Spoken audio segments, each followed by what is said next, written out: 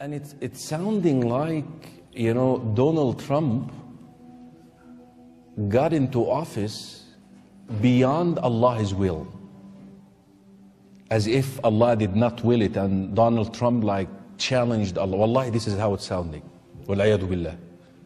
Allah subhanahu wa ta'ala says in the Quran, قُلِ اللَّهُمَّ مَالِكَ الْمُلْكِ. Allah is the owner of al-mulk, of the kingship. تُؤْتِي الْمُلْكَ مَنْ تَشَاءُ. Allah willed for him to become the president. تُؤْتِي الْمُلْكَ مَنْ تَشَاءُ وَتَنْزِعُ الْمُلْكَ مِمَّنْ تَشَاءُ. And you take the kingship from whomever you will. وَتُعِزُّ مَنْ تَشَاءُ. And you honor, dignify whom you will. وَتُذِلُّ. You humiliate, put down whom he wills. مَنْ تَشَاءُ. Look at this at the end. What? بِيَدِكَ الْخَيْرِ. All of this is khayr. The fact that he given the kingship to this one and took it away from this one, dignified this one, humiliated this one, it's all what? Khayr. People like Donald Trump, they prove the Quran right. Allah says in Surah Furqan chapter number 25 that there will be an enemy for Muhammad sallallahu alaihi wasallam. And since Muhammad sallallahu alaihi wasallam, his message is going to be till eternity, there are bound to be critics and enemies of Islam and of Prophet Muhammad. So these people are proving the Quran right, because in spite of all these things, Islam is spreading. Allah says in the Quran in Surah Imran chapter 3 verse 54, Allah says, Makaru makarallah wallahu khairul makirin. They plan and plotted, Allah too plan. Allah is the best of planner.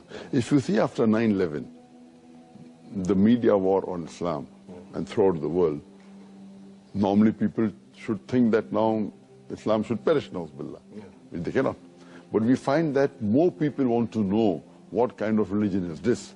And we find that in USA alone, in a span of about 9 months after 9/11, 34,000 Americans accepted Islam. In Europe alone, in a span of 10 months after 9/11, more than 20,000 Europeans accepted Islam. So more they are trying to attack Islam, more Islam is spreading. I believe that in the long run, it is benefit for Islam. People want to know what is this religion. And whenever people attack Islam, you find that in the long run, it benefits Islam. And I told you the story before, and I have to tell it to you just to restore that belief in al-Qadr. You know that king who had a minister? A king and a minister. The minister is the type who believes in al-Qadr. قضاء الله وقدره. For one day, the king is messing around with a knife. He cut his finger. فthe minister said, خير إن شاء الله. This is good إن شاء الله. الرجل believe يعني ما. The king got upset and he said, what good in me cutting my finger? Take him to jail. Put him in jail. Arrest him. So they arrested him. He was placed in jail. So in his way to jail, he said what? خير إن شاء الله. It's good inshallah. There is goodness in this one too, inshallah. It was the habit of the king and minister that every week they go out to hunt and have a nomad kind of lifestyle. Of course, he doesn't have his minister. The minister used to be the one who leads his way. He doesn't have him this time. He got lost in the jungle.